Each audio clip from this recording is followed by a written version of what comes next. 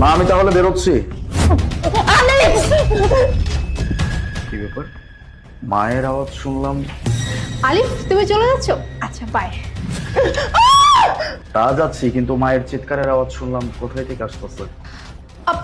শোনো না আলিফ, মা না গোসল করতে গেছে বুঝছো, হয়তো ওয়াশরুমে গেছে, টাওয়ালটা নেনে ওই শুভকে ডাক দিয়ে বলছে হয়তো টাওয়াল দেওয়ার জন্য। তুমি এক কাজ করো, তুমি তাড়াতাড়ি যাও, না হলে তো তোমার ফ্লাইটটা মিস হয়ে যাবে। আমি সেই বছরের জন্য চলে যাচ্ছি, একবার মায়ের সাথে অন্তত দেখা তো করে যাই। আলিফ তুমিও না, মানে কি যে বলবো তোমাকে, আজকে তোমার ফ্লাইট, আর তুমি যদি মিস করে ফেলো ফ্লাইটটা তাহলে তোমার অনেক বড় প্রবলেম হয়ে যাবে না? এইখানে যদি দাঁড়িয়ে থাকো তাহলে তো লেট হয়ে যাবে, তুমি তাড়াতাড়ি যাও, তা নাহলে ফ্লাইটটা মিস করে ফেলবে। মাও না কি যে করে, জানি যে আজকে আমি বিদেশে চলে যাচ্ছি, কমপক্ষে 2 বছরের আগে তো আর আসবো না, আমার সাথে অন্তত দেখা করবে না, তার আগে গোসলে চলে গেছে। আলিফ তোমার আজকে ফ্লাইট, আর তুমি কেন মন খারাপ করছো? আমি আছি তো, আমি সবকিছু দেখে নেব। ঠিক আছে, তুমি মা আর ভাইয়ের খেয়াল রেখো, আমি যাই। আচ্ছা আচ্ছা ঠিক আছে, বাই, সাবধানে যাও।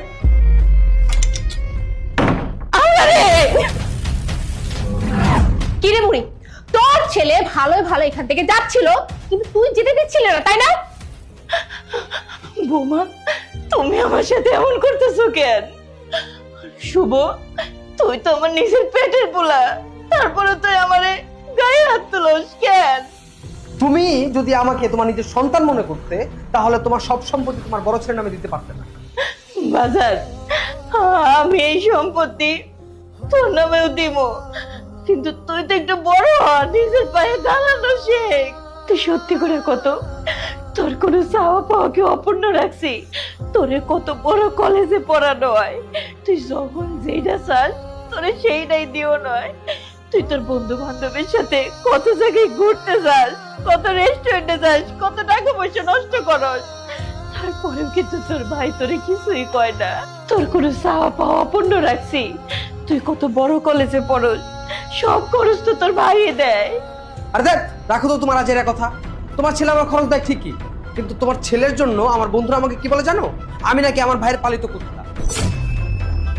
আর কি 3-4 বছর জন্য আমি গ্রামে গেলাম, আর এর মধ্যে তুমি সব সম্পত্তি ভাইয়ের নামে লিখে দিলে? হ্যাঁ, তুমি কাজটা কিভাবে করলে? না না বাজান, এমন কথা কইস না।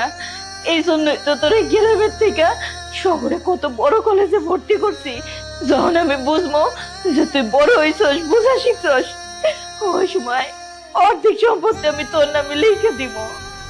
শুভ, তুমি এই বুড়ির কথা একদমই